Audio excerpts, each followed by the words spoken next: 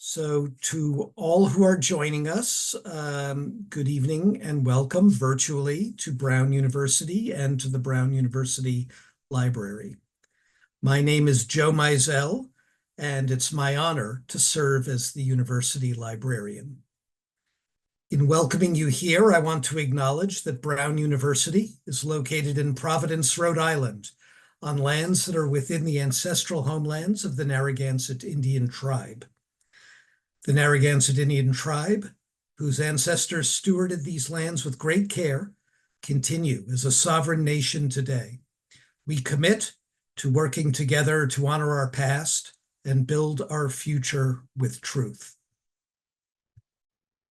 So we are all gathered here, as we know, to kick off what is a two-part celebration of Michael Denneny, whose career and legacy have done a great deal to help us all honor the truthful past and build a future based on truth. Our speakers tonight are experts on Michael's life and work, and I'll turn to them in a minute. What I can perhaps add very briefly is a little bit about the stewarding of these collections that we are privileged to have. We'll be hearing more about the collections themselves, but I think it's useful to answer the question, why are we a great home for Michael Denneny's archive?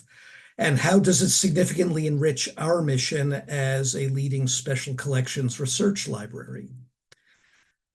And part of that answer,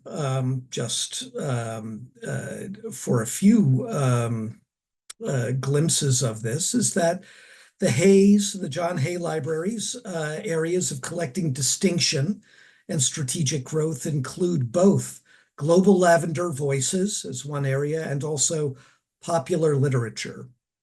And here at the Hay, the Denneny Archive lives in conversation with many other significant literary and historical collections with overlapping and intersecting themes, events, and individuals.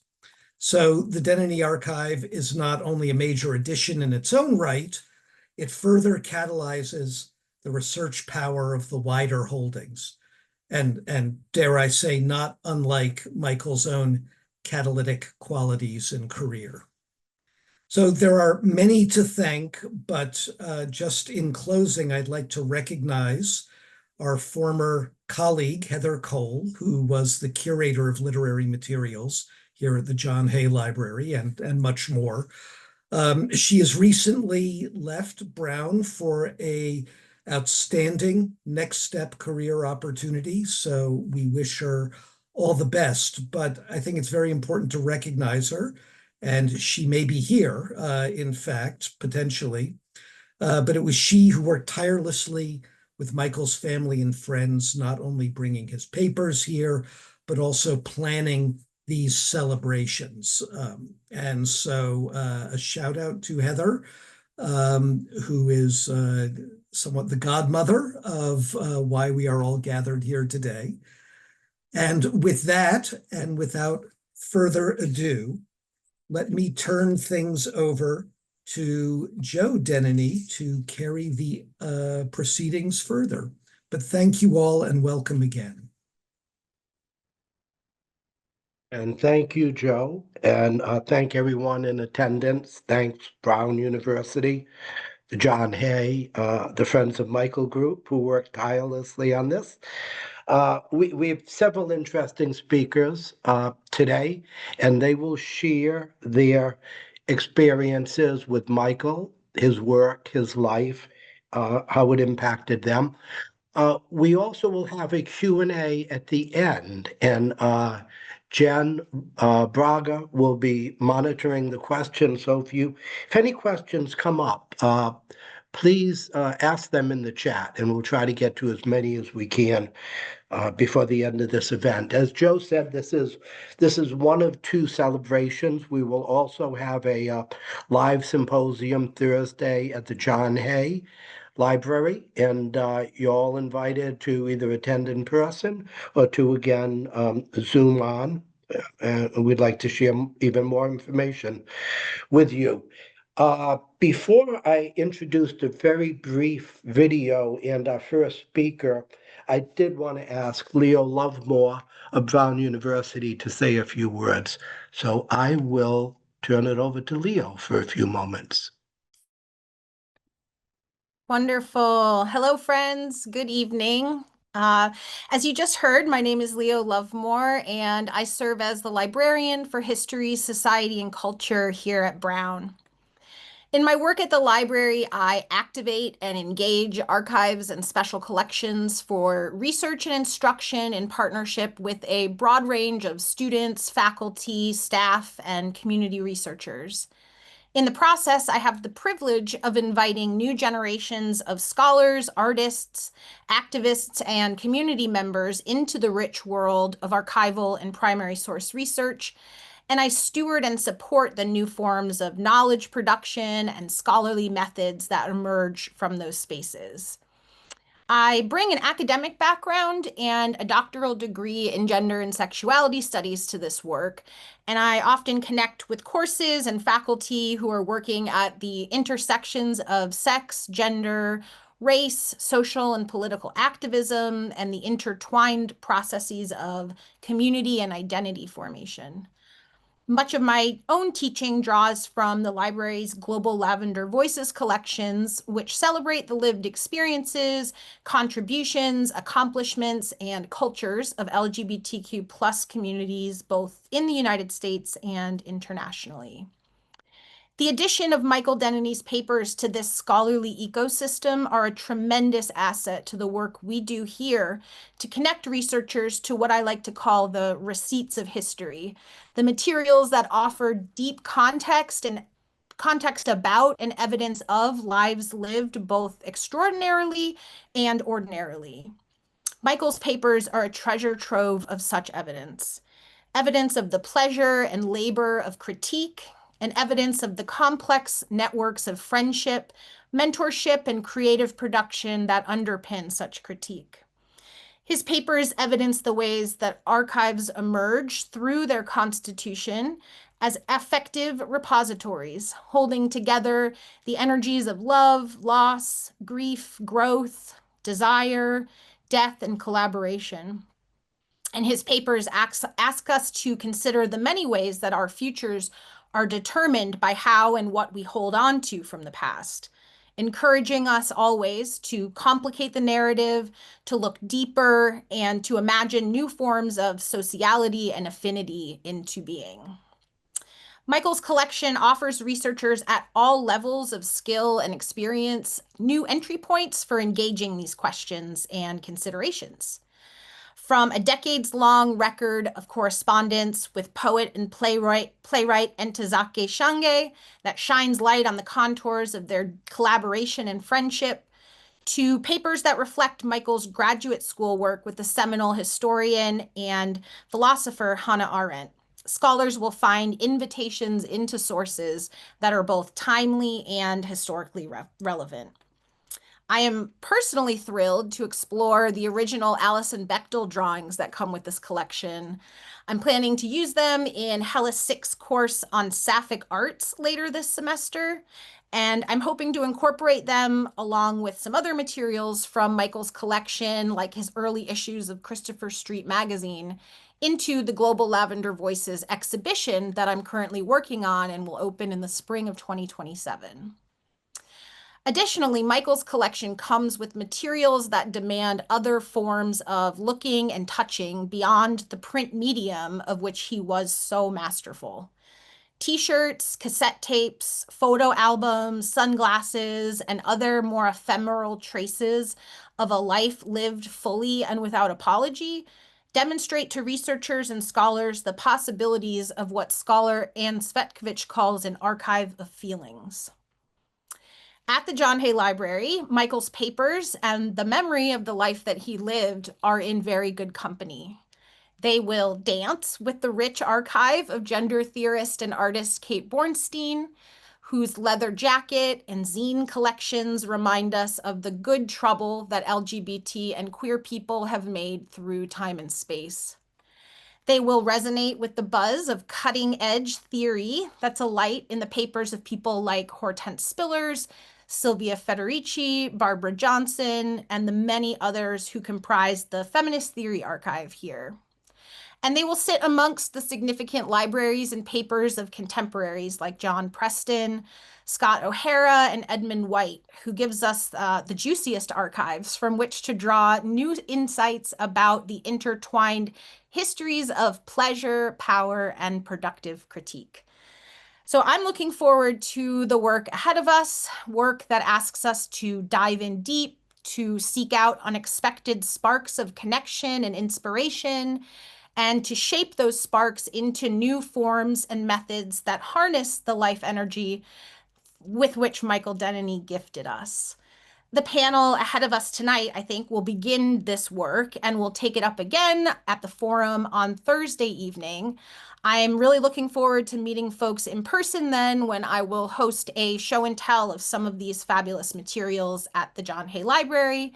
Until then, may we enjoy and even savor, I hope, the journey that we are about to take together as we explore the memory and the legacy of Michael Denneny. Thank you. Leo, thank you so much. That was beautiful and moving. I wanted to introduce Michael's voice into this session. The people that worked with him, the people that knew him, I think will very much remember the tenor and the timbre of his voice and the passion with which he spoke about the many projects he was involved with. It's a short video from one of Michael's interviews with Terry Gross. And if the technology gods are kind to us today, we will cue that video, please. I asked him if the nature of his relationship to a writer changes if that writer gets sick. It puts you under enormous psychological pressure. I mean, I never would have anticipated 20 years ago, going into publishing, constantly worrying about whether I could get a book out before the writer died, which has become a regular problem. Most of the times we make it, but not always. So it puts enormous pressure on the whole process. And then there are, emergencies. I mean, when Randy Shilts was finishing Conduct Unbecoming, he collapsed. Basically, he'd almost finished the book, but was immobilized in a hospital for weeks. And I essentially had to fly out there and, with the assistance he'd set up and with his approval, sort of finish the book to get it out in time so that it was relevant to the fairly asinine debate that we had on gays in the military. I am Bill Goldstein, and I knew Michael quite well for a long time, and I am the moderator of tonight's panel, the Q&A, but also I'll make some remarks myself about Michael's career. And I should say, as an introduction, that I'm also writing a biography of Larry Kramer, which comes a bit into the remarks that I'm going to make. But should we wait for Joe? I guess we shouldn't. We will just go ahead in the interests of time and in pursuing the story of Michael Denneny. So I will begin now, and then after I speak, I'll introduce each of the following speakers in turn, and then at the end, we will take your questions. Thank you. I want to talk today about a very narrow window of time in Michael Denneny's life and career, because we're going to be hearing a great deal from the other speakers about all that he achieved. He published a lot of famous authors and many bestsellers. He made a large and lasting impact. I'll focus on a relatively small thing he did that was, as I've coined it, one small step for an editor, but a giant leap in publishing and in American history. This is the story of a book that coincides with when I first met Michael, and also with a moment in the history of LGBTQ people and the AIDS epidemic that comes into the book I'm writing about Larry Kramer. In April 1983, there was a symposium about AIDS at Lenox Hill Hospital. Acquired immune deficiency syndrome had been named the previous summer, but it was now almost 2 years after the first article about a new, quote, gay disease appeared in 1981 in the New York Native, a gay newspaper started by Chuck Ortlieb, the founder of Christopher Street, with which Michael was, of course, associated. And then articles appeared in medical journals and in the New York Times in June and July. The famous New York Times article, Rare Cancer Seen in 41 Homosexuals, appeared in the paper on Friday, July 3rd, 1981. Little else appeared in the Times after that, and by the spring of 1983, not a lot was yet known about AIDS, and even less was being done by the US government, the NIH, the CDC, in order to find out more. Awareness among even gay men was limited, and the so-called general public, as if gay people weren't part of the public, knew even less and perhaps cared even less than that. Dr. Kevin Cahill convened the symposium. He was then the chair of the Tropical Disease Centers at Lenox Hill Hospital. And he was also Michael Denneny's doctor. 12 doctors spoke at the conference. Terence Cardinal Cook, another patient of Cahill's, welcomed the doctors, as did Mayor Koch, and more on them in a minute. Congressman Ted Weiss, who represented the Upper West Side, gave a talk on where do we go from here at the government level. The head of the CDC also spoke. Astoundingly, or maybe not, this was one of the first, if not the first, symposiums on AIDS anywhere in the country. There had been patient-doctor community forums sponsored by Gay Men's Health Crisis, itself founded in 1982, and by others. But Cahill was able to draw big people together because of his own reputation and his own compassion, it must be said. The proceedings of the symposium, all of the talks, including the detailed medical ones, were published very soon after by Michael Denneny. He was a patient, as I said, of Cahill's for 15 years. The reason I think this is when I first met Michael is that I was working at Publishers Weekly then, and I wrote an article about the forthcoming book, AIDS, the Epidemic. The cover was all type, and so little was known to the general public, apparently, that there was an asterisk after AIDS spelling out that it was acquired immune deficiency syndrome. As I wrote for Publishers Weekly, the book's editor at St. Martin's is Michael Denneny, who worked with Cahill on organizing the symposium. The article appeared in the April 29, 1983 issue of PW, which would have been published on April 22nd, so almost immediately after the conference. Michael was not slow. The crisis was too great and too much had moved along too slowly for far too long. AIDS was presumably expected to be so little known to the publishing and bookselling worlds that in the first paragraph I explained what AIDS was, saying that 72% of the patients known then were gay men and that others with the disease were Haitians, intravenous drug users, hetero and bisexual men and women, hemophiliacs, even, I wrote, infants and children. Michael, of course, knew what AIDS was then, and he had known for a long time because he knew people who had it and who had died from it. But now with his job at St. Martin's, he was going to help let the world know. Michael remembered how the conference took shape. I sat in Cahill's office when he called up all these people. This wasn't for the PW article. I realized this is much later. We did not publish this in Publishers Weekly. I sat in Cahill's office when he called up all these people, all these famous scientists of one sort or another. And he consciously called them up when he knew they would not be home and he'd get the wife, right? And he'd say, "Oh, Matilda, this is Kevin Cahill calling up to invite you and George to a conference we're having in New York. It's going to be fabulous. The first night at the Irish Historical Society on Fifth Avenue, they have a mansion right opposite the Met. There's going to be a formal dinner. And then Sunday night, at the end of it, there is going to be a private dinner and concert at Leonard Bernstein's apartment in the Dakota. You've got to come. It will be wonderful." Every single one of these guys said yes because their wives told them we're going to the conference, right? Bernstein, was of course another patient of Cahill's. It's hard to be sure, but Cahill was certain, as are many others, that this was the first book to be published about AIDS. Certainly it was the first book from a major publisher.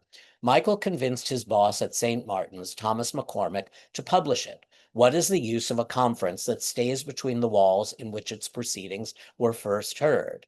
Michael perhaps would have said none. He also remembered, what I offered was that their papers would be published within 60 days. They can't possibly get published that fast in peer-reviewed medical journals. Cahill considered revising the book 5 years later. He called everyone who had participated and asked them what they remembered most about it. Without exception, they answered dinner at Lenny Bernstein's, he told an interviewer for Irish Central in 2017, and he was laughing.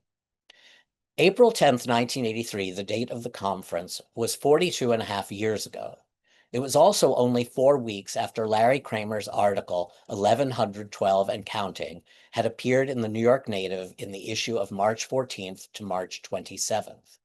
That article began, "If this article doesn't scare the shit out of you, we're in real trouble. If this article doesn't rouse you to anger, fury, rage, and action, gay men may have no future on this earth. Our continued existence depends on just how angry you can get." Michael read the Native, knew Larry, and at the end of the decade would publish Larry's books, Reports from the Holocaust, which included that landmark piece. Michael had already been aroused to anger and action by the number, 1112, of people who are known by the Native issue date to have died of AIDS. He didn't need Larry to tell him, but having Larry tell everyone else didn't hurt. Larry's article was a milestone for many of us. I know my own awareness, already real but still dim, of AIDS was sharpened forever by reading that piece published on my birthday that year when I was 23. I didn't know anyone who had died yet, but it was part of the reason I think that I would have been eager to publish an article about Michael's book. Larry's Native article, more importantly, was also part of the reason Mayor Koch decided to attend the conference, because he was, importantly, one of the major targets of Larry's attacks in that piece because of the mayor's and his administration's deadly inaction 2 years into the epidemic. He agreed to speak at the conference, I think, partly because of that article. Cahill, remembering the conference in his 2017 interview, said that the cardinal had asked him directly why he was finding it hard to get people to participate. "Because people like you are not speaking out," he replied. As Cahill remembered, "My wife used to say to me, my problem is I was born in the Bronx, and so I say things very directly."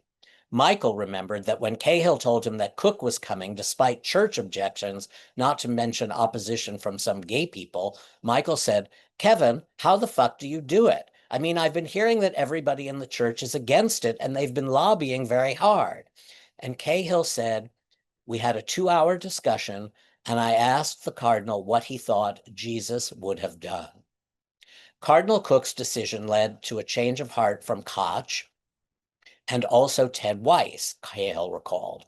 "I could not get Congressman Weiss or anyone to attend, but once they heard that Cook was attending, everything changed. Ed Koch called up that afternoon and said he'd like to attend." But despite Cahill's account, I do think it was at least partly because of Larry Kramer that everything on the schedule changed. Koch had to respond to Larry's attack, just as 2 years later, when Koch was running for re-election, he responded to the opening of Larry's play, The Normal Heart, at the Public in April 1985 by announcing new funding for AIDS patients. Weiss's call to arms, such as it was since Congress remained inactive for a while longer, to say the least, also came in the wake of Larry's real call to arms.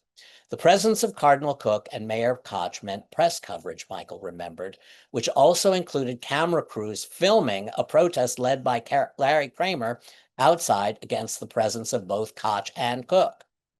In 1983, in Congress, Cahill remembered, there was very little sympathy or understanding for AIDS sufferers. There was something he said, the interviewer he was talking to remarked upon. He said it with tactful understatement, and then quoted him. "In fact, Bob Kaiser, a very dear friend who is now deceased, was head of the infectious diseases unit for the Center for Disease Control, and he told me of one particular visit he made to a Southern senator. When told the groups that were affected by AIDS were included gay people, This senator, who was very senior in the public health service at the time, said, "Son, you aren't describing a problem. You may have a solution." Cahill paused, remembering this, still shocked 3 decades later. "That was a United States senator," he said in 2017. "That was going on in those years."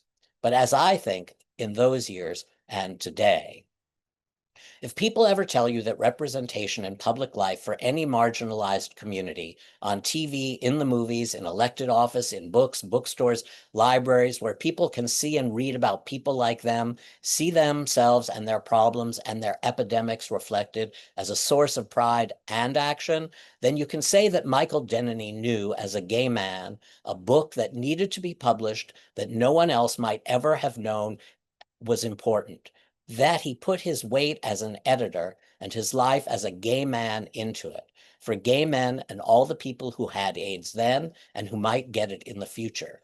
He knew as a gay man that there was a disease the quote general public was ignoring at everyone's still as yet vast and unfathomable peril in 1983. And Michael could not stand ignorance. He could not stand inaction. He could not stand and wait and never did. Thank you all for listening. And now we will go to our panelists. The first person to speak was originally going to be a person who is now the last to speak because of other technological difficulties, and he will speak at the end because of delays at an airport. But the person I'd like to introduce first is Gina Carroll, who is an author, a TEDx Talk speaker, and founder of the writing, editing, and authorship services company Storyhouse. She'll be followed by Doug Sadownick, founder, Antioch LGBT Specialization, author of Healing Gay Sex and Love and Sacred Lips of the Bronx, a book I tried to buy, Douglas, when I was an editor at Scribner in a benighted period of my life after Publishers Weekly. Then we will have Jason Villemez, writer and editor whose journalism has appeared on the PBS NewsHour, LGBTQ Nation, and in many other LGBTQ publications. We'll then hear from Michael Lee, who is a researcher, educator, and author of When the Band Played On, The Life of Randy Shilts, America's Trailblazing Gay Journalist. And then, at last, we will have Keith Kahla, who is the executive editor of St. Martin's Press and who will speak about his years working with Michael, assuming his flight lands. So I will turn it over to Gina first, and then, as I say, in order, I'll remind people who is going to speak next. Thank you. Thank you so much, Bill. Can everyone hear me okay? Every era deserves to be remembered, memorialized, but there are certain eras, moments in the history of a people, for which this is particularly true. I am forever grateful that the beginning of my deeper understanding of what life looked out like for the gay community in the 70s and 80s was through Michael Denneny's On Christopher Street. And I am thrilled that the students at Brown and across the country will have the opportunity to access that work and many others and enjoy Michael Denneny's legacy at the university level. Deborah Daly, Michael's longtime dear friend and mine, asked me to read On Christopher Street, the original self-published version. She said Michael had all but given up on getting it traditionally published and more widely shared. She wanted to know what I thought. So I read it. I felt honored to be reading these pages, not just because it quickly became apparent in the reading that this was an offering that went far beyond the historical document that it is, but also because I knew so little, so very little. I was mortified and embarrassed at just how little I knew about this period and this community. And so I spent hours with this book because I felt compelled to look up every reference, every person, author, place, book, moment. I would leave the book and do a deep dive. Wait, what exactly happened at Stonewall Inn and to whom? And why don't I know this? Well, as a Black woman in America, I know exactly why I didn't know. And that's a whole nother discussion, except to say that it is exactly salient to why this archive is so important in this moment. Anyway, I digress. I'd do a deep dive and then I'd come back and read again. Because the book is so brilliantly personal, through the eyes, personally and professionally, of someone I deeply admired, how he saw these events, lived them, and keenly articulated them, but also these beautiful pinpoints in time. It was a deeply meaningful journey for me, exactly what a book should be. As I said, the journey took me a long time. But once completed, I ran back to Deborah and said, okay, I'm in. What do we need to do to get this book out there? This is how I came to work with Michael to create a book proposal in the interest of finding a publisher. He had essentially lost hope, as I said, and it was friends and colleagues, mainly Deborah, I believe, who kept pushing him to try. His difficulty in securing a publisher previously, given his stature and the nature of this book, is still one of the great publishing mysteries. In any case, I don't think the book proposal ever made it to a single publisher's desk. As it turned out, though, Michael said he loved it, was greatly appreciative of it because it strongly articulated why his book is so wonderful and so very necessary for inclusion in the historical canons of the gay liberation movement and publishing. He said the proposal reminded him at a time when he was feeling down. Did you hear me talk about the two kernels of truth I learned from Michael from the book with regard to the work of editing? You don't think so, Gina? I didn't. Okay. So, process of reading on Christopher Street for pleasure and then for work on the proposal. As I've said, I spent a great deal of time with it. Besides the fact that it was a historical primer for me to learn more about what life was like in the gay community in the 70s and 80s, and more particularly Michael's corner um, of, of that movement. As a developmental editor myself, I joyously soaked up the editing lessons embedded in the book from this master. So I thought I'd share two of those wonderful gems. The first was regarding voice. He was a fiercely protective editor for his authors' unique voices. He believed that an editor's job was not to supplant the writer's voice with their own, but instead to help the writer find their own highest voice. He says in the book, the supreme rule in editing, always remember that this is not your book, but the author's.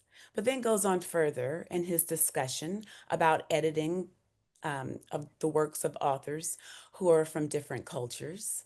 He warns, it is the integrity of the writer's voice and vision alone that can provide the editor with the true standard for the editing process.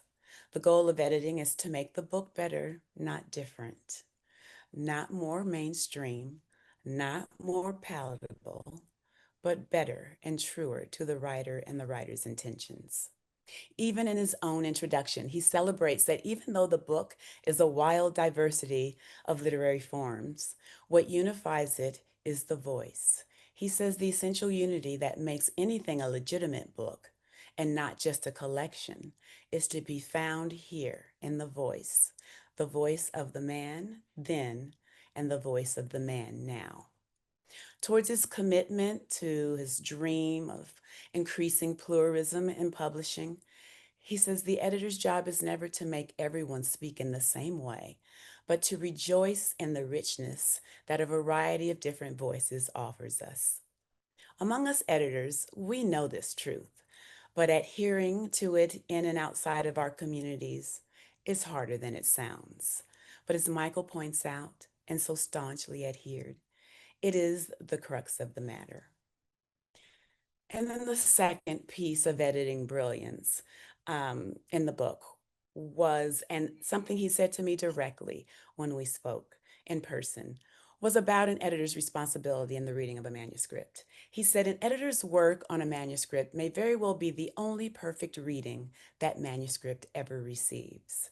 And this really struck me as true, both as a writer and editor. As an editor, it is our job to read every word in a manuscript. And trust me, we all know the average reader does not.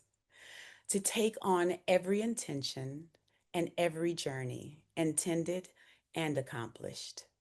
The opportunity to provide that one perfect reading is a privilege that Michael never squandered, and so I too try not to. This experience I had with Michael and on Christopher Street really is one of my most shining examples of why I do this work. You get to approach the job with the intention of being of service, but in turn are truly changed by the encounter every single time.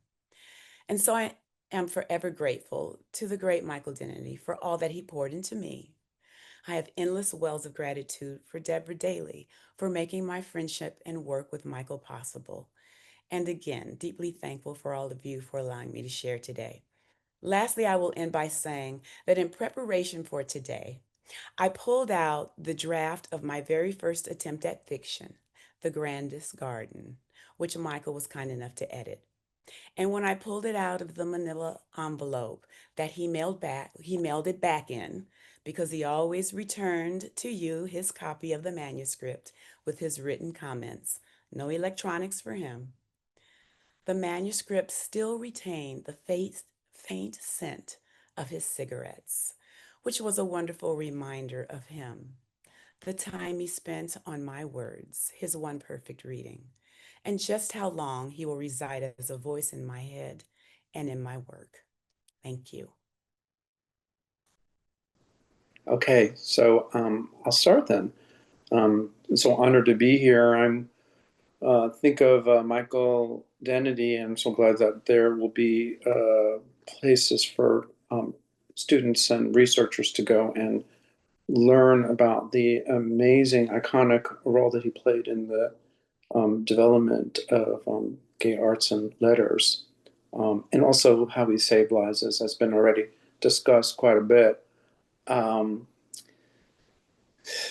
So interesting. I'm about ready to publish another book, which is the really big first one I've done since he published Sacred Lips of the Bronx, which is probably about 30 years ago. So I'm thinking a lot about him. So imagine what it's like for a gay man who's about maybe 30, who's I'm talking about myself, who's younger than the generation that Michael was part of, which was more about the actual gay liberation movement and the gay sexual liberation movement, and having already a very strong appreciation of my elders because of what they carried, and being passionately interested in gay activism for reasons that are still very interesting to me, and also having a burning desire to write and be published. I was working as a journalist. I was writing a column for the New York Native called City Boy or something like that, or City Rights or something. I think both of them. And then I was also writing for the LA Weekly, and I think I actually published the first piece that included a lot of statements from Larry Kramer about exposing Mayor Koch as gay as a way to leverage him to do more for the AIDS crisis that was already in place for about 10 years. I don't know how to describe it, what the equivalent is in terms of being an initiator inducted into a community. But I had written a novel that was a bit of a gay coming out story that went back and forth between mythical Bronx and then AIDS-stricken Los Angeles and AIDS activism, and called Sacred Lips of the Bronx. And my agent at the time, Charlotte Sheedy, for reasons that I don't quite remember, was adverse to sending it to Michael, but I convinced her to because I had already developed a lot of strong, maybe idealizing feelings about him. And the minute he read the manuscript, and I hadn't yet actually completed it, he said, "Oh, I want to meet this guy, and I want to want to publish them. I remember some of those early meetings. I believe they were at St. Martin's Press, the first ones. Boy, was that an interesting place. It was like, I don't know, Lou Grant, like the modern day version of a gay Lou Grant. Pages, paper everywhere, and nonstop smoking. And Keith Kahler was there at the time, and there was just a lot of people running in and out. I remember he sat me down. He said, tell me what you want to do with this book. And he was smoking, and it was just, I was gagging. It was way too much, but I thought, this man is devoted, dedicated to helping to mentor young gay people. He was so kind and considerate, I found. And there were things in the book that I think he thought were very interesting. I hadn't yet actually decided to go back to school to become a clinical psychologist helping the gay and queer community. I hadn't actually decided to do that. But however, the book was about a young gay man's quest for psychological knowledge, and also had to do with conflicts related to the family of origin, the Jewish family of origin, vis-a-vis family of choice, homophobia, struggling with, right smack in the thick of the AIDS crisis. This is before protease inhibitors. This is the era of Bush, before Clinton. Terrible time. We're all losing lots of people, lots of AIDS activism, and most importantly of all, the presence of a great love object, Hector, who was, maybe the kind of love object one might find in, let's say, the Song of Songs, or maybe Sufi poetry. And Michael really admired me for trying to depict a character like that who could make you fall in love instantly and get yourself in a heck of a lot of trouble. And he was interested in developing those themes. And he always was a bit wary of the psychotherapy talk. It was not his thing, but he was very interested in ideas, and Jungian ideas, Freudian ideas. And he shared a fascinating appreciation of Hannah Arendt, and also Nietzsche, who ended up becoming the figure that I researched in my dissertation for clinical psychology as the founding father of depth psychology, but also of postmodernism and also of gay liberation. But that is another story. Michael and I talked quite a bit about that. And he was I don't know, people have experiences like that, but he and I became friends. And I thought of him a bit as a kind of father figure. And as I was finishing the book and working with it, we went out to dinners when I was in New York City. I remember we had dinner at his home. Charlotte Sheedy, Little Fish Out of Water, was there. A lot of other gay men. It was alcohol. It was just fantastic. I was so young at the time. And so here's the thing that was so interesting is that when the manuscript came, and I should find it and donate it to the archive, it was people do unboxing nowadays in social media, but there was no social media at the time. And of course, the corrected manuscript came back not as a Word file, but as the actual manuscript itself in the mail. I opened it up, and it was almost like a holy experience going through how this man had written on every page with great discretion questions related to syntax, to consistency, to fine line editing. And actually what was so great is that he would add words with little carrots in the actual copy. On the margins would be written questions about bigger themes, existential themes, and also the arc of the book in terms of the beginning, middle, and end. And those points of concern were always given, not with any type of you have to do this, but of course I did them all, but with great love and because for him, as I think it was discussed, to have younger gay people be published was a a sign of trying to fight unjust power because it was crushing us, but also, and I don't know if Michael would counsel me saying this, maybe he would. It was, I would say this beyond a shadow of a doubt, an act of love, one person at a time. And that is the heart of the matter. That Michael was a very caring, at least I experienced him, very caring person. He could mesmerize a dinner party. He was an extremely articulate and very charismatic, but he was also caring. There were all kinds of fun things we did now that I'm thinking about it. We went to the gym together. He allowed me to become his friend. We didn't go, we went to bar together, lots of dinners. Actually, I remember after going to the gym, we got a tanning session. So that was just marvelous to receive his mentorship and to also get the experience of being edited so beautifully.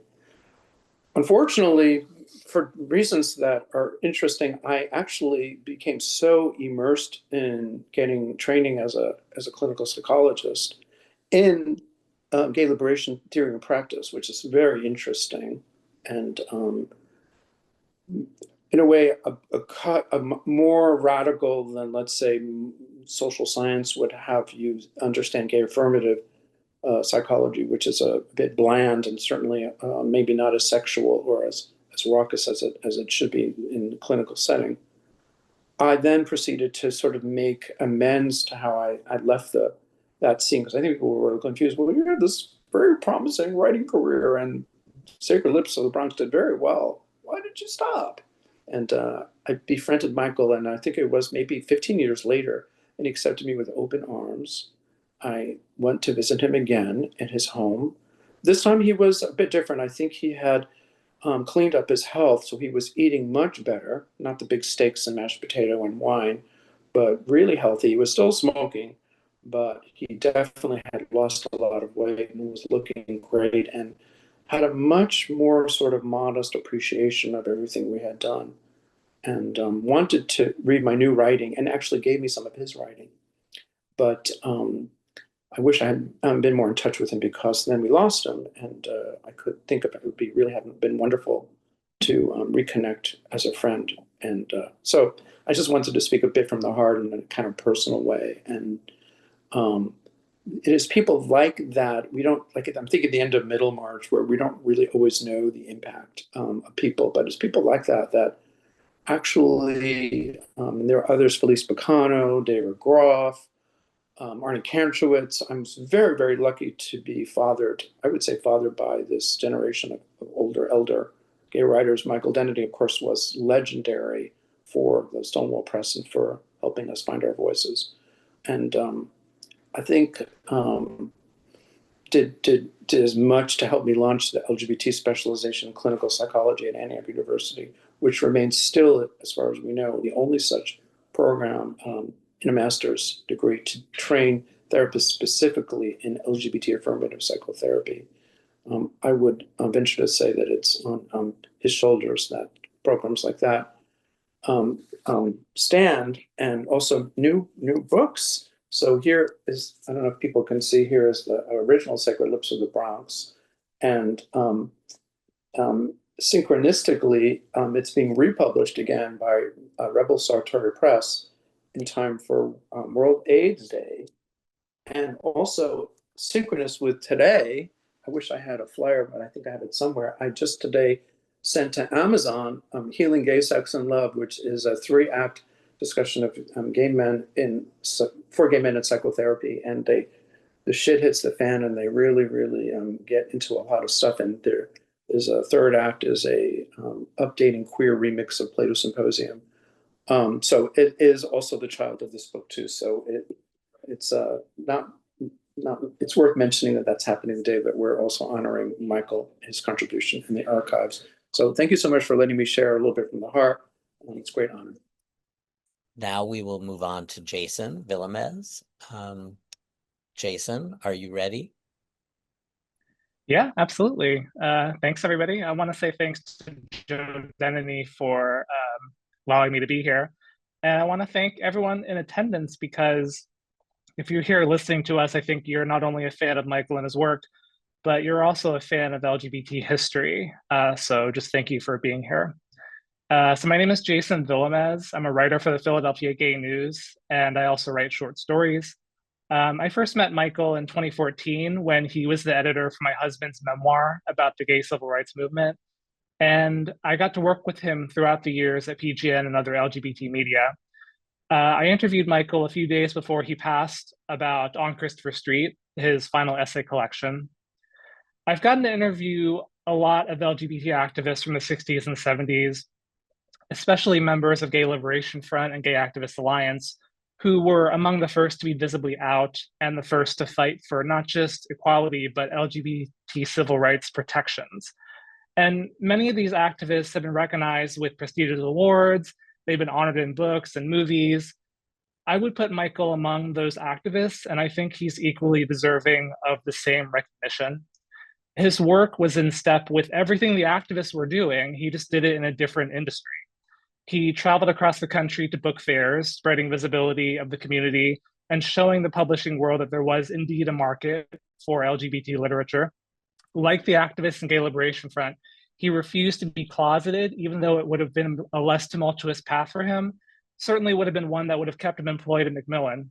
But the path of truth that he followed was ultimately to his and to St. Martin's benefit, for sure. He also worked intersectionally through the books he published and his founding of Christopher Street Literary Magazine to make sure that gay and lesbian voices wouldn't be silenced. All of this through the power of the printed word, which he so strongly believed in.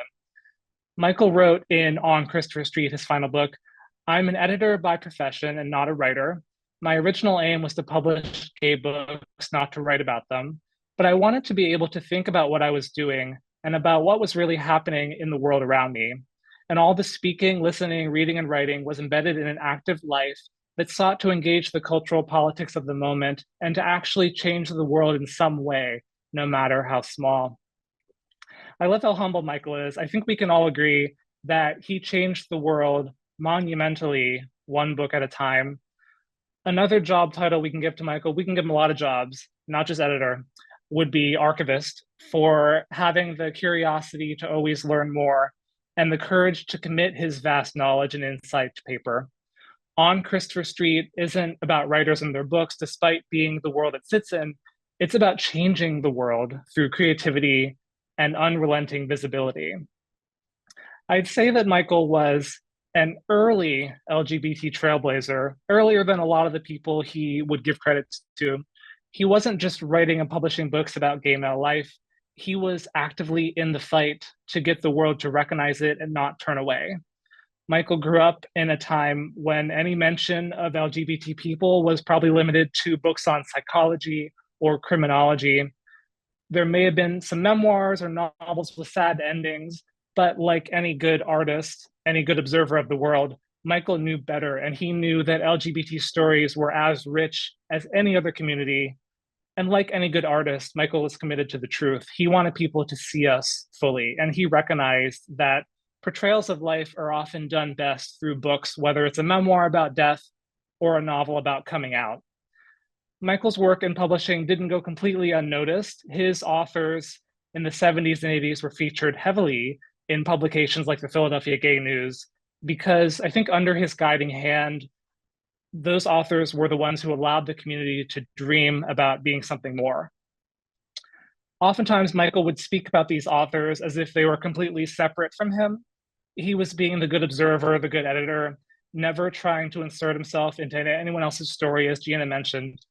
He told me in our last interview that it was much better to be a gay man in the 20s than it was in the 40s and 50s when he grew up. So time doesn't always improve people's lives, he said. He said that his generation had internalized the repressive society they'd grown up in, which meant that it took an enormous amount of strength and confidence to fight against it. He was a part of that generation and a part of that fight. And I think his contributions to the community are as valuable as any of the civil rights leaders. His contributions allowed me, as a young writer who only wanted to write stories about gay people, really, to find places to publish my work. Even though Christopher Street Literary Magazine ceased publication in 1996, it ran for 20 years, and so many of the gay authors I admire placed their work there, some of them their first work ever published. The journals publishing LGBT writers today owe everything to Michael, and I really do mean everything to Michael. And the writers like me who are still trying to publish our little gay stories owe him the same. I don't think there's a Garth Greenwell or an Alexander Chee or even an Edmund White without Michael Denneny. There certainly wouldn't be me. He helped us all stand taller than we ever could have done. Michael told me that he wanted his last book, On Christopher Street, to be a way for the community to remember its heroes, the one who lived through the HIV/AIDS crisis, the ones who published work during it, who he respected very deeply, and the ones who found their way out of the darkest time in our community's history, the greatest generation, as he called them. Still humble, he didn't put himself among that generation. He said he wrote his book, his final book, because he wanted this particular generation, this first generation of gay liberation, in his opinion, was a really remarkable generation. And it was, though I hesitated to say it in the book because it's been used to death, the greatest generation. But in fact, that's how it seemed to me as I was putting together the book. I realized basically that what I'm trying to construct here is a collage, a tribute to these people who I thought were quite extraordinary and caused great historical change. He is among those people. So I just want to emphasize to everyone listening, he is certainly among the people he's lauding there. Another of the many things I admire about Michael was his ability to see the shifts in the world. He wasn't stuck in any one place in time, like so many of the activists that I speak to, still kind of stuck in the 60s and 70s. He wasn't stuck. He understood that each generation has its own set of problems to deal with. He was more patient with the current generation than a lot of the older gay men I've spoken with. He saw clearly the issues that young gay people face today, and he knew it was as important for those people to write about their lives as it was for those people 50 years ago. Time is cyclical, and he saw the cycles being repeated. We can see it today with libraries banning the very books he fought so hard to get published 50 years ago. And yet, in that last conversation we had before he died, he still remained incredibly hopeful about the state of the world. And he marveled that the community had gotten rights like non-discrimination, marriage equality, adoptions. He said that we'd entered a whole new world from the one he started in.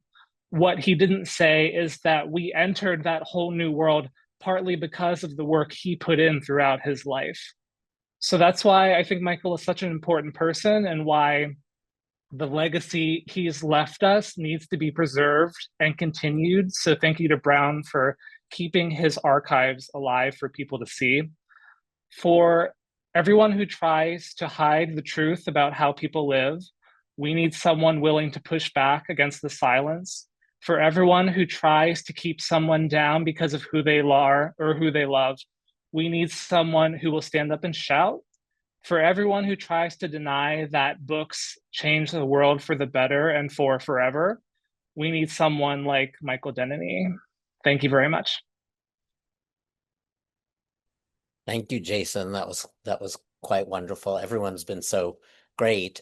Michael Lee, now you have a lot to live up to. You are next, and then we will hear from Keith Kahla at the end. Thank you, Bill. No pressure there.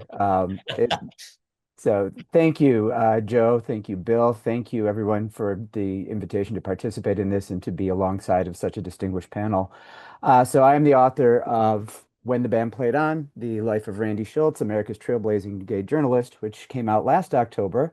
And really began as, I don't want to say an ill-advised project, but those of you who have doctoral degrees maybe know that having an idea for your next big research project before you finished your dissertation is not always the greatest idea.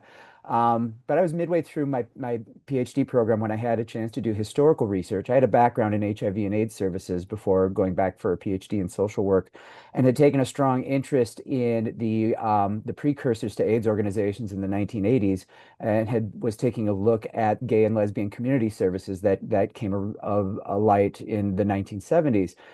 Which turned me on to the journalism of Randy Shilts, who as a freelancer for The Advocate in the mid-70s was doing a tremendous amount of coverage of pandemic level conditions in urban gay communities a good half decade before we realized that gay men were starting to grow sick and die from these mysterious illnesses. And so I had the idea in 2012 when I was taking this historical research class. Couldn't do anything with it because I had my exams and my dissertation to work on. But it was in February of 2014 that I began my initial research here at the University of Minnesota in the John Nicholas Tretter collection, and shortly thereafter sent an email to Michael as he was the literary executor for Randy Shilts' papers. And of course, Randy Shilts is probably one of the most famous and controversial of Michael's authors. I was floored to get a response back almost immediately, the very next day after I sent the email. And Michael wrote to me, I had been surprised that no one's thought to write a biography of Randy. I would have thought that he was the center of what was going on with the gay community from 1970 through the beginning of the AIDS epidemic, being at the right place at the right time. But as far as I know, no one has undertaken it. And I do think it makes a terrific story. And yes, if you decide to pursue this in your line of research, I can give you the names of some people who are still alive. Stay in touch. That initial encouragement was like a jolt of adrenaline for me to have that immediate affirmation and encouragement from someone who I realized was a literary lion. And someone just even talking to an unknown graduate student like me was just a very humbling experience. I followed that up with my first trip to the James Hormel collection at San Francisco Public Library, made contact with Randy's surviving brothers in Illinois and Michigan. And by the way, I see that Randy's brother Reed is here today. So hello to Reed and Dawn Shilts. And when we next corresponded, Michael followed up, in addition to offering encouragement, put me in touch with Linda Albin, Randy's oldest friend and his former business manager. And from there, the web of contacts just continued to grow, as Linda had access to many of Randy's West Coast contacts, and Michael, of course, was on the East Coast. I didn't meet Michael in person until June of 2017. I was in New York around Pride weekend to further my research, which by that point had grown substantially. And I began to learn a few things about Michael just as a person outside of his substantial work. One was that he liked to do his conversations over lunch, and he made us a lovely lunch. I've learned of a number of meals that Michael either prepared or had with people, and he always seemed to like a little bit of food to go with the conversation. We sat across his table and recorded more than 3 hours in that setting. I, a non-smoker, left with a scratchy throat as Michael was chain smoking the entire time. And my next stop after that was an interview with the Pulitzer Prize winning pandemic journalist Laurie Garrett, who thankfully didn't seem to notice how hoarse my voice was after spending that much time in Michael's apartment inhaling his secondhand smoke. Um, as with all of my interviews for the book, I took an oral history approach. So I encourage people to warm up, share their memories of their own lives, and then where they intersected with Randy, which seemed to help a lot with providing those rich stories. So I heard a lot of this history of Michael, including his experiences as a student with Hannah Arendt, his work with Dr. Kevin Cahill, the publishing of the first AIDS book, which had followed that historic conference that Bill spoke about earlier. So I just wanted to provide some of the quotes and comments and stories that Michael shared with me because it just really provided a direct through line from Randy and his activism as Michael knew him to the eventual book that I produced last year. And so he met Randy in San Francisco. This was within the first couple of years after joining St. Martin's. He was traveling to the West Coast to try to meet some of the emerging gay writers who he knew less about than he did through his New York connections. And he'd been recommended to meet Randy by John Preston, who was a mutual friend and had been the editor of The Advocate when Randy was hired there as a freelancer in 1975. So Michael told me, and I remember the first time I went to San Francisco to meet Randy, he took me to dinner at Armistead Maupin's, and it was Armistead, Cleve Jones, Randy, and gay political reporter Larry Bush, who eventually became a Politico at City Hall. He said it was a terrific dinner party. I mean, I'd not met any of these people, right? And I get off the plane, I come into the hotel, Randy picks me up, we go to Armistead's place, a wonderful place at the time for dinner with these four people, and we talked until like 2 in the morning or something. He just had warm, rich memories of that. What he remembered of Randy as a person, aside from his work as a journalist, he said we went out dancing a number of times, and he was this bouncy little boy. I mean, he always looked like a bouncy little boy, and he was quite good looking, but there was this boyish ebullience to him. And I say originally I thought he was somewhat naive, and slowly came to the realization that I was totally wrong, and that he was right and not naive at all in his belief in investigative journalism. Michael frequently invoked the name Lincoln Steffens when he talked about Randy, and one year gave him Lincoln Steffens' autobiography as a Christmas present, saying, "I can't believe you haven't read this. This guy's your spiritual ancestor." So he made connections, linkages across generations, from a journalist from the previous century that he saw reflected in Randy's spirit and the intensity of investigative journalism. The story behind Randy's first book, The Mayor of Castro Street, was interesting to me because it came not even 24 hours after Harvey had been assassinated. And from my interviews with Harvey's intimates, I knew that some of them were perplexed and even a little annoyed that Randy seemed to be moving so quickly to write Harvey's life story. Well, the reason that it happened so quickly was because of Michael calling Randy from New York. He said, "I was having dinner with Chuck Ortlib," which happened almost every night. And Chuck, of course, was the publisher and other co-founder of Christopher Street. And they decided at dinner that there ought to be a biography. And he said, in his notes to me, he said, "What's her name? The Orange Queen, Anita Bryant." We were having the first wave of reaction and being thoroughly aware of what happened to Magnus Hirschfeld and the gay movement in Germany. They were far in advance of where we were in the mid 70s, so we knew the whole movement could be wiped out again. So we thought at least we had to get the story into a book, which is like putting a little boat on a stream and just hoping if things get worse, at least we'll get the record there. And someday in the future, somebody will find it. And actually, we called Randy from the restaurant and said, "You've got to write this biography." The result from that was an initial piece in Christopher Street, which was published the following spring, to very strong accolades for Randy, which would then resulted in the publication of The Mayor of Castro Street in 1982. That was Randy's first foray into mainstream publishing, but it was also the first it was the first occurrence of Harvey really being elevated into the mainstream as a martyr to the gay political movement of the time and as someone whose transformational experiences transcended gay life in San Francisco itself. Michael was a major catalyst in that story and in encouraging Randy to write it. So Randy spent a number of weeks staying with Michael in 1980 was he was writing the book. And Michael said, we were friends to begin with. And any battles that they basically had, any arguments were over Randy's weakness for purple prose, sort of newspaper prose. He said, "I've worked with a lot of newspaper people, and it seems to be professionally endemic that newspaper people seem to have this weakness for purple prose." However, he shared that one of their biggest fights was actually over the bathhouses, which Randy later became quite an object of controversy for. But in late 1980, before people knew about the onset of these mysterious illnesses, Randy, after one of their nights of editing, wanted to go to the club baths. And Michael was well aware from his work with Christopher Street of what a problem the baths were becoming in terms of several, especially enteric epidemics that were happening at the time, and cautioned Randy against it. He said that they argued for a good hour before Randy decided to go ahead without him. And that was the most vehement fight, the most vehement argument that Michael could recall was over whether or not Randy should actually go to them, which he did in fact choose to do. The success of The Mayor of Castro Street, of course, made Randy one of the ideal candidates to write And the Band Played On. There were several AIDS books coming out at the time, but none were really penetrating the public consciousness. And Michael, through his efforts, was certainly trying. As he told me about supporting gay authors who had AIDS, which you heard a little bit about in the clip, he said, "There were a number of cases where I brought up books and said, my main argument with this book is if you sign this contract for $4,000, this guy will live for another year. I mean, I know writers, and he will live until he finishes his damn novel." And I said, "I'm not even going to tell you the novel will sell 2,000 copies. I want to sign him up to keep him alive. I'm not going to give you any phony reasons." And his publisher did that several times where Michael said, "Quite honestly, I don't think we're ever going to see this book, but as long as this guy has a contract to write this book, he's going to stay alive." So he says, we signed a number of people like that. And luckily, most of them, the books were quite good that came in.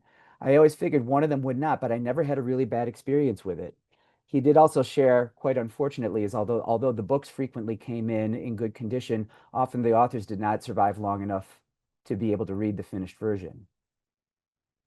The most controversial figure in Randy's life is that of Gaetan Dugas, the eponymous patient zero, which comes up a lot with discussions of And the Band Played On.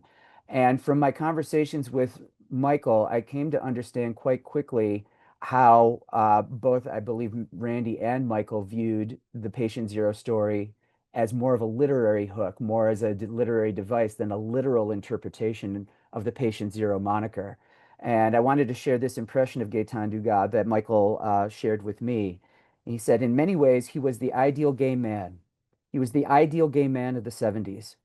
He had a bad background. He had overcome it. He had dealt with his family. He was an openly gay, proud man. And it was his sexual success that allowed him, that made him sort of be like the ideal gay man of the 70s, who then becomes the big boogeyman. And those rumors were floating around. Randy did not invent them. They were floating around. We heard rumors of people who were doing it. I remember when Randy was doing the reporting, he'd call me up from wherever he was to tell me what was going on. And at a certain period, he said, it's getting very creepy. I keep coming up against the same guy in city after city. It's like he's haunting me or something. And gradually he finds he's blonde. Turns out he's French Canadian. Turns out he's in airlines. I mean, he was slowly becoming aware that because he was running into people describing, what he started feeling was the same person. Eventually, that became a thread, and the band played on that against Randy's better wishes became the publicity hook for selling it because, as Michael described to me, nobody was going to review that book. It was this thick. It had excited the sales folks at St. Martin's to the point where they'd raised the initial order from 4,000 copies to 35,000, and Michael's career was on the line if he had not found a way to make that book successful. And so I'm just going to read some portions. I know we are over time a little bit here, but I'm just going to read a little bit from what Michael shared with me. This is coming directly from When the Band Played On because it summarizes it a little bit more succinctly. That he said, at a certain point, the publicist who was dealing with the book came to my office, virtually in tears, and said, we're getting absolutely a closed door everywhere. The New York Times has told us we're not going to review it. Desperate for a solution, Michael phoned a publicist friend who was between jobs at the time. I said, I need you to read this 900-page manuscript and tell me if there's any way we can succeed with it. You're the only person I know who has time. When Michael called the following Monday, his friend told him, I can tell you how to make it a bestseller, but you're not going to like it. Michael promptly invited himself over for lunch. So I go over there, he recounted, and he said, you can make it a bestseller the following way. You pull out the stuff on patient zero, you present it as the man who brought AIDS to America, and you pitch it to the New York Post. The Rupert Murdoch-owned paper was the most homophobic national tabloid of the time, which had given anti-gay conservatives a platform to write about AIDS as God's punishment for homosexuals. They'll take the bait, his friend continued, and once they take it, the whole media will fall in line.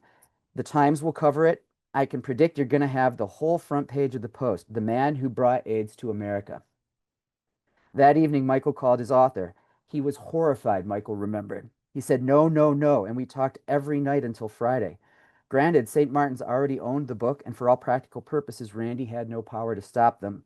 So I never had to make the decisions of Randy. I never had to make the decision of whether to go against him or not, Michael explained. But he always knew that if he didn't say yes, I could still do it.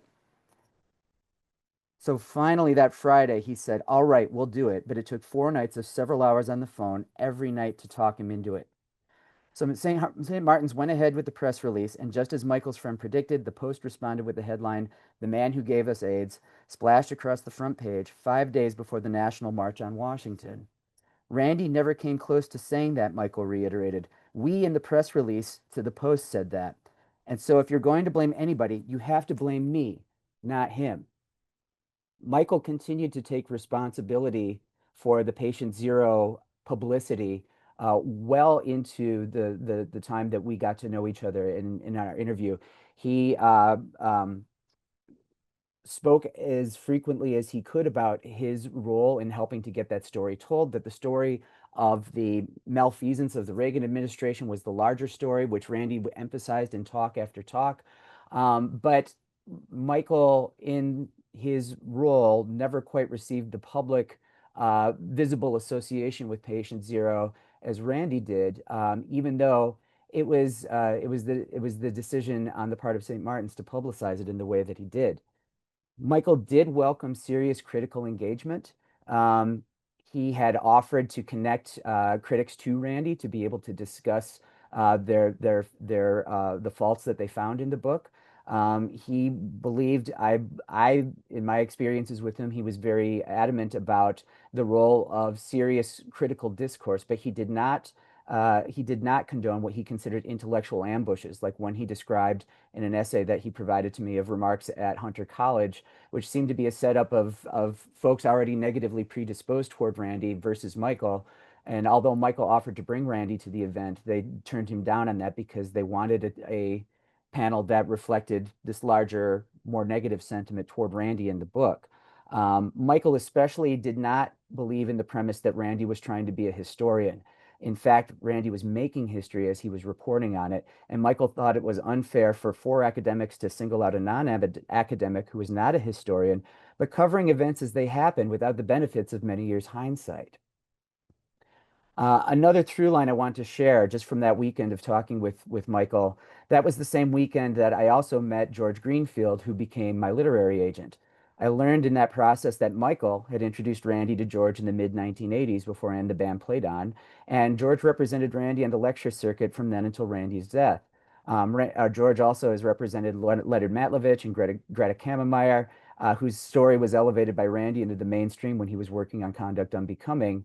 And I learned as we talked that George also did literary representation, and he became quite excited about the project. And to this day speaks glowingly of his friendship with Michael Denneny and connecting him to Randy, which then eventually led to his relationship in representing me today. So again, another through line in terms of Michael's own substantial work in not just the literary work that he produces, but in connecting people who have a common interest in sharing compelling stories. Of course, Randy's last book was Conduct Unbecoming, and we've heard Michael talk about his experience of coming to San Francisco, renting a hotel room, and working for several weeks alongside Randy to finish that book, as it was desperately behind in terms of getting to the press. One final story I'll share from when the band played on that I think adds an important touch to this has to do with Michael's time in San Francisco and the fact that Randy's HIV status and his illness were being kept quite secret at the time. Needing a break, Michael called another one of his gay authors in town and invited him to dinner in the hotel restaurant. He said nothing the entire time about why he was in San Francisco or the work he was doing, but at least for a couple of hours, he was to talk about something other than Randy in the book. And the author, Stephen Saylor, never asked why Michael was in town. This was the one moment in our interview where Michael actually started to lose his composure a bit. It's the one time I felt him actually choking up and holding back tears. As he and Stephen Saylor parted way at the end of that evening, Saylor turned to Michael and told him, "Tell Randy we're all hoping for him." And that was the moment that Michael started to lose his composure in our interview and felt choked up just by the memory of, even though the community at large had not been publicly told, there were enough people that were aware that they wished Randy well and they wanted him to get better soon. Michael and I stayed in touch via email and phone calls over the years. He asked for a chance to review any direct quotes he'd been given, which I sent to him in the spring of 2022 as I was finishing the final draft. His response to me included what I was really proud of. "On the whole, I was really impressed by your writing, intelligence, and accuracy. I'll give you a call and send the quotes back with my track changes. Do tell me if they come through okay, and congrats. The book is going to be terrific." I am personally so grateful for the generosity of his time, his compassion, his patience, and his willingness to just be a mentor on that phenomenal history to a younger, up-and-coming, aspiring researcher and author like myself. I wish he had been around to see the final manuscript, but I am very, very touched that he was able to review the portions of it that were directly related to him, and that he provided me with such glowing affirmation. So thank you for the opportunity to share my experiences with Michael tonight, and I am just honored to be a part of this panel presentation. Thank you. Thank you, Michael. We are now going to hear from Keith Kahla, who worked with Michael Denneny, not Michael Lee. And I'm glad your flight arrived. I'm glad it arrived too. To join us. So please begin. And I just want to say before we hear from Keith that unfortunately we're not going to have time for the questions in the Q&A, and I am hoping that all of you and particularly those who have questions, will join again on Thursday evening for the live event that will be also happening on the web, and that you will ask your questions then. But I'm sorry about that due to the technical difficulties. We've gone over time, but we have plenty of time for Keith. Yeah, thank you. So, I worked with Michael Denneny directly from 1988 to 1994 when Michael left St. Martin's Press to go to Crown Publishing. Originally, I was his editorial assistant, and he taught and guided me to be ultimately his successor as editor on many projects. After 1994, we remained in close touch as colleagues and friends for the rest of his career and life. 1998 was significant because Michael had just launched the Stonewall and Editions trade paperback line in June of 1987, which was the first LGBT imprint at a major commercial publisher. And in October of 1987, he published And the Band Played On, the groundbreaking national bestseller by Randy Shilts. Michael and I talked a lot about his career in publishing, about creating a space for LGBT fiction and nonfiction, and how that came about. Before I get into that, though, specifically, I want to say that Michael had a principle that he shared with a number of people, myself included, that I think defines his thinking about publishing and organizations in general, which is credit is boring. You can get a lot more accomplished if you don't worry about getting credit. When Michael moved to New York in 1972, not being interested in living a dual life, he was very quickly the first publicly out gay editor in mainstream commercial book publishing. As he phrased it to me once, he didn't know any other way to be. He soon looked for ways to document the emerging gay culture he saw developing around him. Working with Chuck Ortlib and others, he founded Christopher Street Magazine, the first gay literary magazine in 1976. They assumed there was a wealth of LGBT fiction out there in the world waiting for an opportunity and a place so that they could publish it, and they were completely wrong. Turns out that without a place to consistently publish gay fiction, writers weren't writing it, so they had to scramble to find writers to fill issues. Michael told me that Edmund White himself wrote at least one issue entirely on his own under different pseudonyms.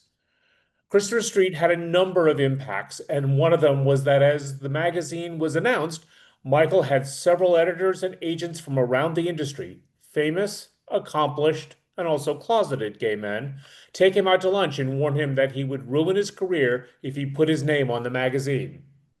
And of course, this never occurred to Michael, and even if he'd been willing to use a pseudonym, he wouldn't have been. It was too late. Sadly, they were right. He was fired from his first big New York City job for a number of reasons, but one of them was Christopher Street, and another was a book that he had signed up, The Homosexuals by Alan Ebert, a book with the great subtitle of The First Book in Which Homosexuals Speak For and About Themselves.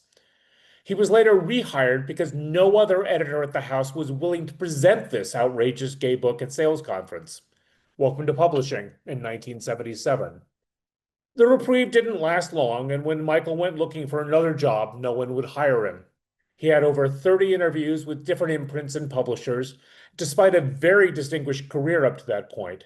The only place that hired him in 1977 was a scrappy independent publishing house called St. Martin's Press, run by Tom McCormick, whose college roommate was a noted early out gay academic. Over the next 17 years, Michael published a broad range of fiction and nonfiction, some of it LGBT, and for much of the first decade, he remained the only out gay editor in mainstream commercial publishing.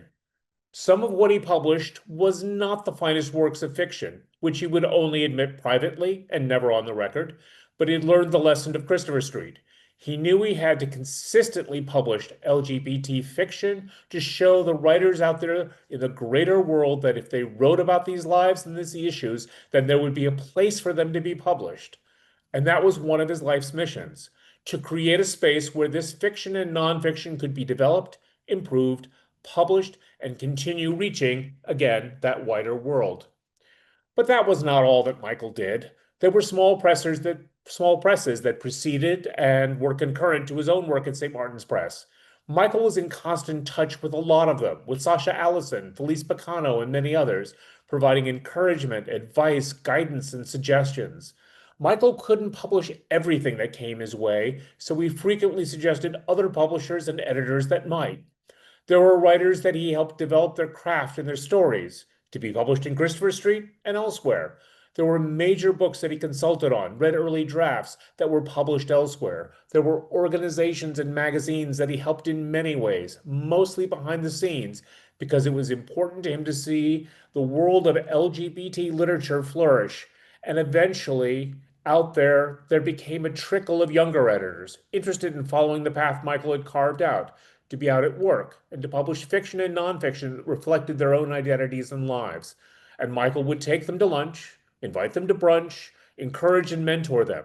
He never worried about the impact of these efforts on his own career because that was not the point. The point was to help this literature flourish.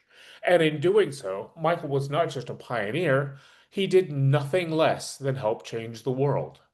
He may never get all the credit he deserves for what he did, publicly and behind the scenes, but he also never cared. Because, as he said so many times, you can get a lot more accomplished if you don't worry about getting credit. Thanks, guys.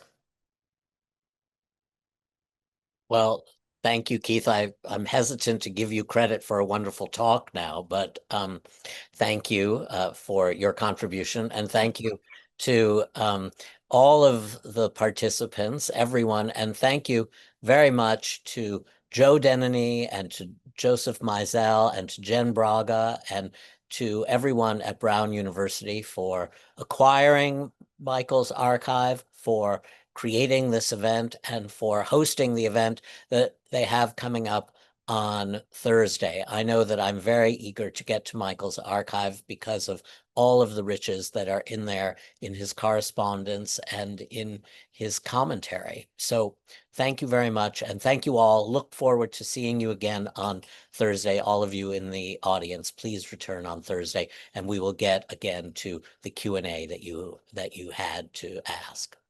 Thanks very much.